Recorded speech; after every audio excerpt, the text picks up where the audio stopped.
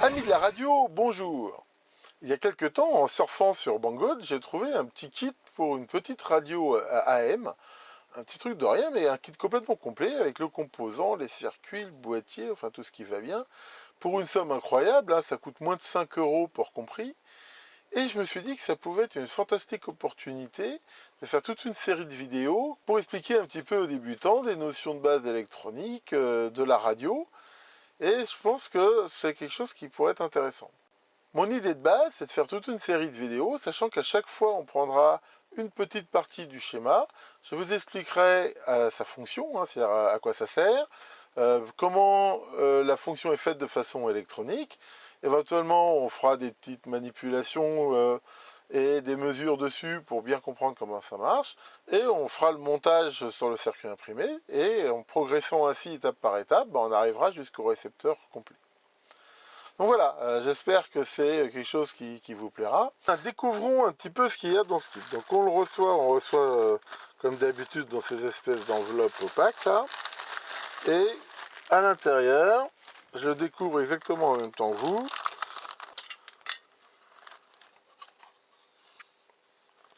Donc on a ici le boîtier en plastique avec le haut-parleur qui est monté dessus. Le fond du boîtier tout bêtement. Une notice ici. Alors ils le préviennent bien dans le kit où il y a le schéma, l'implantation et des tas de trucs en japonais. Ça va être la liste des composants. Alors heureusement vous allez voir, le schéma on le trouve facilement quand même en plus grand et plus lisible. Et ensuite ce sachet qui contient donc tous les composants. Alors on va l'ouvrir.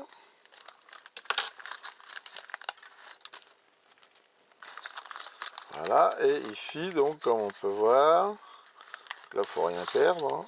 Hein. Hop. Vous voyez qu'il y a quand même un nombre de composants qui est relativement important. Et tout ça pour moins de 5 € pour complet. C'est vraiment... rien que pour les composants, ça vaut le coup. Donc on a ici ce circuit imprimé. Donc là pour le coup c'est de la bakélite sérigraphiée, sur lequel viennent prendre place les composants. Donc on voit qu'il y a quand même un vernis épargne. Ok pour ça.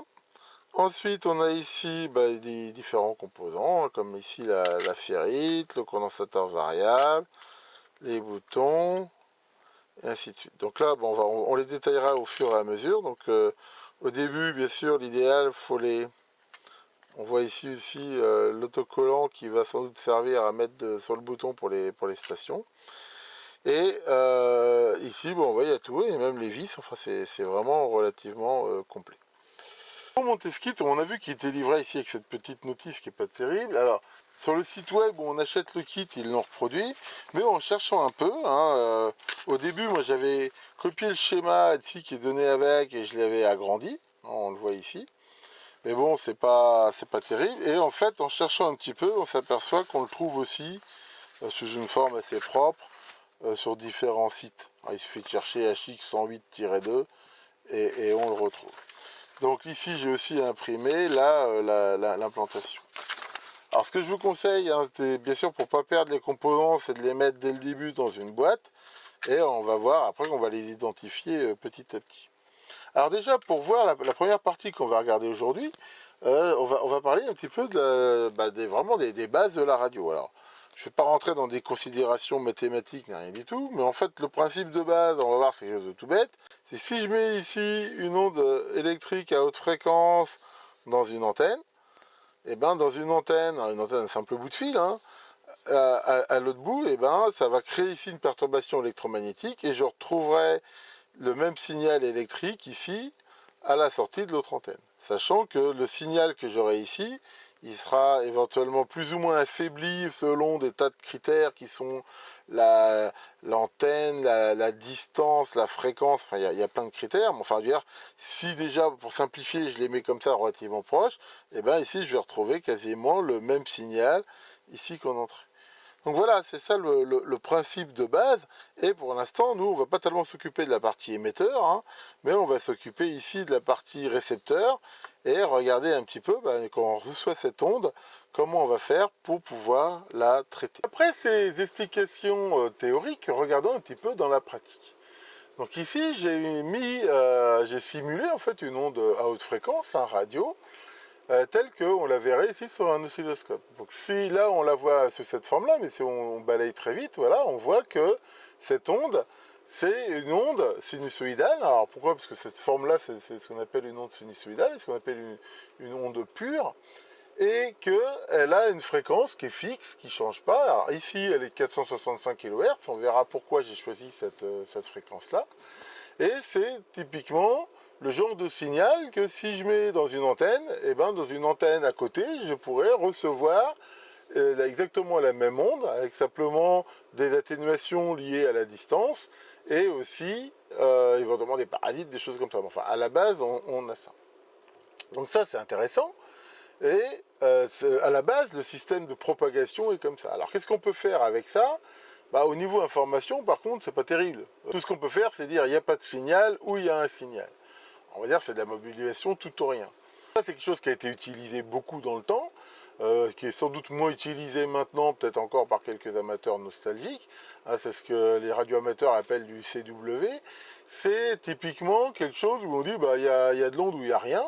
Et ça permet quand même de communiquer. Alors la façon que tout le monde connaît, c'est le fameux code Morse, parce que pour le code Morse, on peut faire ça avec de la lumière, avec n'importe quoi, vu que c'est le rythme de variation. Donc ici, voilà, on va moduler comme ça un certain rythme, et on aura possibilité de passer de l'information. Alors, quand même très vite, c'est devenu, enfin, on a vu que c'était un petit peu limité, et on s'est dit, mais est-ce qu'il n'y a pas une autre possibilité? Une des idées qui est apparue à ce moment-là, c'est de se dire, bah, qu'est-ce qu'on peut changer ici sur cette porteuse? Bah, c'est son amplitude. On voit ici que elle peut faire varier son amplitude. Et donc, si je fais varier son amplitude aussi à un rythme convenu, c'est ce que je fais finalement quand je fais du morse, hein, mais c'est en tout ou rien, et ben, je pourrais éventuellement transmettre une information. Donc, bah, imaginons que je voudrais transmettre un signal à 1 kHz, et ben, ici, grâce à un système qu'on appelle la modulation, voilà, on voit que faire varier l'amplitude crête à crête ici de mon signal à 465 kHz avec une fréquence qui est différente. Et ça, je peux le faire de façon plus ou moins marquée. Voilà, ici, on voit que mon signal, je le fais marcher, alors on va grandir un petit peu, ici de façon très très marquée, alors que là, il est comme ça. Donc ça, c'est quelque chose qu'on appelle la modulation d'amplitude. Et pourquoi on appelle ça la modulation d'amplitude? Ben, on voit bien que ce qu'on fait varier dans le temps avec le signal que l'on veut transporter, eh ben, c'est l'amplitude du signal. Et on le fait varier avec une profondeur, on appelle ça la profondeur de modulation, plus ou moins importante. Cette profondeur de modulation, on l'exprime en pourcentage. C'est-à-dire que là, on va dire que c'est l'amplitude qui est on va dire à 100%. Et on va dire c'est de quel pourcentage on fait varier cette amplitude dans le temps. Donc là, on a ce qu'on appelle voilà, une modulation à 100%. Bon, même là, on ne va pas en parler maintenant, ça c'est ce qu'on appelle un signal surmodulé. Hein. C'est pas terrible, là, ça fait de la grosse distorsion. Et ici, on peut le faire. Alors là, on voit que le signal qu'on transporte à 1 kHz, c'est un signal sinusoïdal, mais on pourrait très bien faire un signal ici triangulaire. On pourrait très bien faire un signal carré. On voit qu'un signal carré qui va être modulé à 100%, et ben ça revient tout à l'heure, ce que je disais, à ma full wave. Ici, si c'était du morse, je pourrais dire que là, j'envoie des points quelque part. Donc on retrouve finalement, on va dire que même le morse, même le signal, on va dire CW qui est modulé en tout ou rien, quelque part c'est de la modulation d'amplitude, on va dire à 100% et de forme carrée. Mais ça revient tout à fait à de la modulation d'amplitude. Alors c'est ça l'astuce, donc, qui va nous permettre de faire voyager relativement facilement donc des signaux de n'importe quelle forme, et on voit d'une fréquence qui est beaucoup plus basse que la porteuse. Regardez ici, si je continue à grandir, elle est toujours là ma porteuse à 165 kHz. Hein, là on la voit pas parce que ça fait cet effet jaune, parce que bah, on la voit pas parce qu'elle est très grande devant la fréquence ici du signal utilisé. Alors c'est pour ça que cette onde à haute fréquence, on l'appelle la porteuse, parce qu'elle transporte le signal, et ça, ici, là, ce qu'on appelle la modulation, et ici, bah, c'est un signal à 1 kHz, mais ça pourrait très bien être de la voix, et à ce moment-là, bah, on a tout bêtement de la radio. Donc ce petit récepteur là qu'on regarde, c'est quelque chose qui va être capable de recevoir des signaux modulés en amplitude comme ça, et dans une bande de fréquence d'émission qui est ce qu'on appelle les grandes ondes, hein. En gros c'est de 55 à 200 kHz, ou enfin, je ne sais plus exactement, enfin dans ces eaux-là. Donc voilà le principe. Alors ça, vous allez me dire, bah ouais, c'est génial, c'est super. Le problème, c'est que ce qu'on veut à la fin, nous, c'est récupérer le signal BF sans la porteuse. Donc, alors qu'est-ce que va faire un récepteur de radio? Bah, des signaux à haute fréquence comme ça, il y en a à plein de fréquences différentes, et c'est ce qui permet d'avoir plusieurs stations. On le voit bien sur la bande FM, par exemple, bah, on en a plusieurs. Donc le poste de radio, là, ses premières fonctions, ça va être déjà de filtrer qu'une certaine haute fréquence, celle de la fréquence de la station qu'il veut recevoir. Ensuite, une fois qu'il l'a filtré, éventuellement il va l'amplifier, parce que souvent c'est très très faible. Et après, ben, il va retrouver ce signal le plus pur possible, avec une amplitude intéressante. Et après, il va falloir qu'il extrait, bien sûr, le signal utile.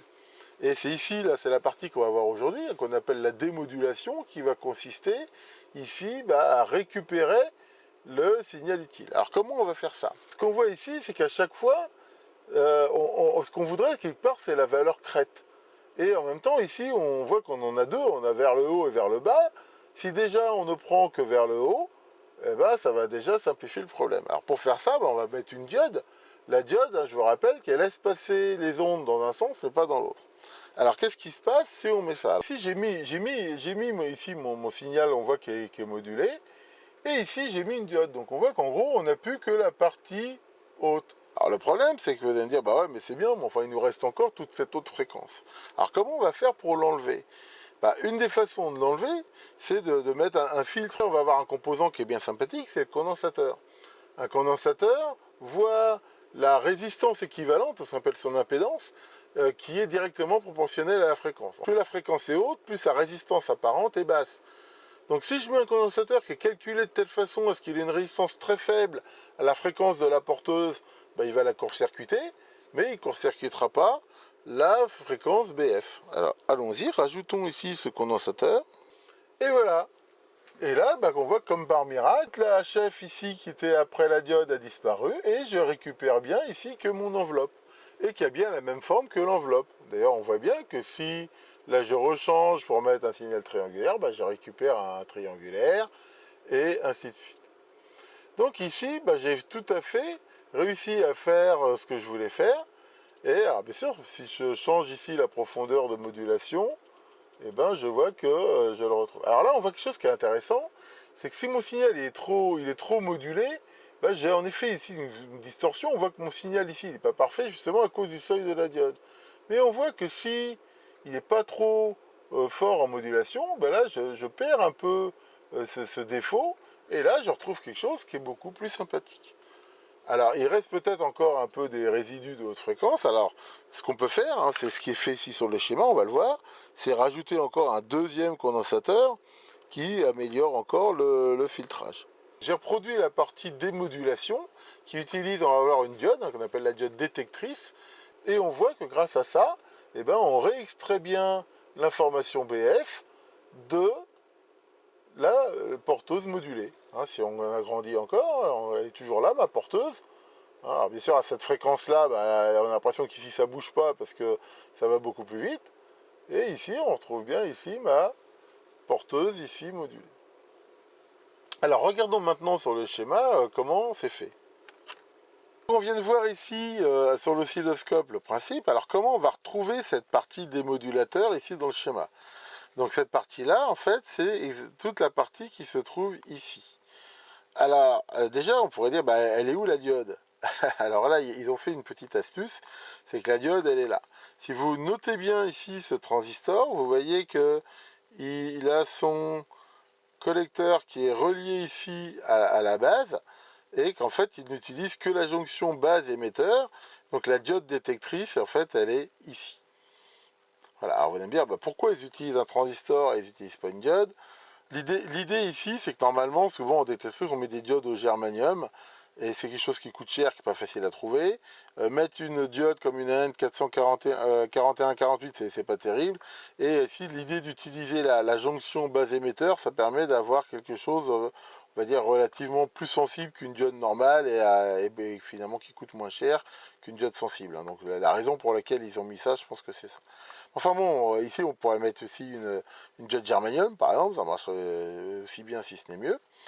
Donc ici, on retrouve bien ici notre diode. On ne va pas parler ici de la façon dont l'onde arrive. C'est-à-dire que par rapport à ce que je vous ai montré, l'onde modulée, on va dire, elle arrive ici. Hein. Donc ici, il y a cette diode. Et après, ben, on retrouve ici le condensateur, le premier condensateur de filtrage. Ici, on voit qu'il va à la masse. Hein, donc là, c'est exactement ce que je vais vous montrer tout à l'heure sur l'oscilloscope. C'est-à-dire que là, on a l'onde modulée. Ici, on n'a plus que la partie positive, mais avec encore des résidus de haute fréquence. Et le condensateur ici dérive à la masse les hautes fréquences, donc il ne reste plus que l'onde modulée. Alors, ici, cette résistance-là et ce deuxième condensateur-là, on va dire, c'est pas grave, on ne va pas rentrer dans le détail, mais ça permet de faire un deuxième filtrage, on va dire, hein, et ça améliore encore l'élimination ici du HF qui reste. Et à la fin, on voit que on arrive ici sur cette résistance, et ici, donc, on a typiquement le signal BF, ici, hein, qui est démodulé hein, complètement, c'est-à-dire il n'y a plus de HF, il n'y a plus en effet que l'enveloppe. Et comme par hasard, là, on arrive sur cette résistance de charge, mais qui est aussi un potentiomètre, et on verra ça plus tard, et c'est le potentiomètre de volume dans lequel on va prendre plus ou moins une fraction du signal BF, et qui va après être amplifié pour aller dans le haut-parleur. Donc voilà, on va dire qu'aujourd'hui, hein, on a vu ici cette partie-là, c'est-à-dire la diode de démodulation, le filtre ici qui enlève la HF hein, avec les condensateurs là, et la résistance qui fait que notre signal BF, il est ici. Donc voilà, pour l'instant, on va s'arrêter à cette partie démodulation et on va monter que cette partie-là sur le circuit imprimé. Donc il va falloir repérer ici les composants qu'il compose. Alors pour les transistors, c'est assez simple. C'est marqué dessus. Hein. Là, on voit 90-18. Donc si on regarde dans les transistors, il y en a un, c'est un 90-18. C'est marqué dessus, on arrive bien à le lire. Alors ensuite, ici, on a les condensateurs 23. Donc 23, hein, c'est les deux premiers chiffres significatifs et le nombre de zéros. Ça revient à faire 20 nanofarad. Hein, pourquoi est-ce que ça fait 20 000 picofarad hein, c'est toujours en picofarad, les condensateurs céramiques. Donc là, si on cherche bien, on en a deux qui sont notés 23. Donc c'est des petits condensateurs céramiques. Voilà, ici on les a ici, donc ce sont les deux identiques. Reste la résistance ici de 680 ohms. Alors 680 ohms avec le code de couleur bleu, gris, marron. Hein, pourquoi? Parce que 680, bleu c'est 6, gris c'est 8, et marron c'est derrière c'est l'exposant, donc c'est 1, 0. Donc 6, 8 et 1, 0, 680. Donc on voit c'est les petites résistances ici, là des petites huitièmes de watts. Et derrière, on a ce potentiomètre ici, ce potentiomètre de volume qu'on retrouve ici, là, et qui fait en même temps aussi interrupteur marche-arrêt. Ça c'est la partie ici, on le voit, interrupteur, et ici le potentiomètre. Donc maintenant il va falloir repérer ces composants-là pour les monter ici. Donc le potentiomètre, on le repère assez facilement, hein, on voit que à la forme de... Ici, à la forme et des choses, donc c'est assez facile à repérer. De toute façon, il n'y a pas 50 endroits où on peut le mettre. Donc là, il faut le mettre dans les trous ici. Voilà, donc on voit qu'il est un petit peu surélevé là avec des pattes. Et ensuite, on va repérer ici la résistance. Alors c'est marqué les valeurs. Hein, on voit ici la 680.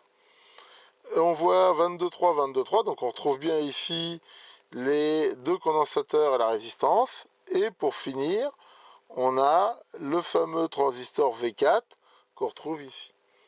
Donc on va pouvoir monter ça et le souder. Alors allons-y. Donc voilà, on voit que ici j'ai bien repéré les composants, je les ai mis. Donc maintenant on va les souder. Fixer vite fait le circuit sur un petit support. Et j'utilise de la soudure de 5 dixièmes. Voilà, donc on va déjà commencer ici par souder une des pattes ici du transistor. Voilà, donc là l'idée c'est qu'on les positionne rapidement pour vérifier, éventuellement rectifier. Ici, on va voir le positionnement. Voilà. Alors, je déconseille de plier les pattes en dessous, hein, pour les tenir. Alors, c'est vrai que ça les tient. On dit, c'est que si un jour on veut les changer, une fois que les pattes sont pliées, c'est très chiant à dessouder. Donc ici, une fois que là on voit, on le tient, là bah, éventuellement on rechauffe un tout petit peu. Vu qu'il n'y a qu'une patte de soudé, c'est très facile de rectifier pour avoir quelque chose de bien positionné ici qui a de la gueule. Voilà. Pour les condensateurs, ils sont bien. La résistance, on voit qu'elle a bougé un petit peu. Donc là, l'astuce, ça va être de la tirer par exemple vers le haut. Je ne sais pas si on voit bien. Voilà, en la chauffant pour la remettre dans le droit chemin. Voilà. Donc là, on peut ici revérifier que tous les composants sont bien mis. Et maintenant, on va les souder définitivement. Donc là, on voit que tous les composants sont montés à leur place. Hein, y compris le potentiomètre là, voilà, et c'est soudé. Alors en plus, comme il y a un vernis épargne, c'est très facile à souder. Alors, en toute honnêteté, je ne monte pas du tout ce kit comme il faut. Je vous avais déjà montré dans d'autres vidéos que quand on monte un circuit comme ça, on a toujours tendance, normalement, la bonne façon de faire, ça serait de monter toutes les résistances, après toutes les diodes, enfin on met tous les composants les plus plats possibles, et après on monte ici. Donc là, je déroge un petit peu à cette règle, parce que ce que je veux, en fait, c'est le monter étape par étape. Donc ici, on a le démodulateur, hein, que je vous ai montré à l'oscilloscope, et au fur et à mesure, on pourra monter les différentes parties et faire des mesures dessus. Si on récapitule tout ce qu'on a vu dans cette première vidéo, on a vu la présentation du kit HX108, on a vu ce que c'était que la notion d'une onde porteuse, on a vu ce que c'était que la notion de modulation AM, on a vu ce que c'était que la démodulation, et on a commencé à monter le kit et justement vu le schéma du démodulateur et ici concrètement comment il se représente sur le kit. Je rappelle que c'est cette partie ici en rouge sur le schéma, donc au fur et à mesure des vidéos, on va faire les différentes parties. Quand on aura tout mis en orange, et c'est que le poste sera fini et j'espère il fonctionnera.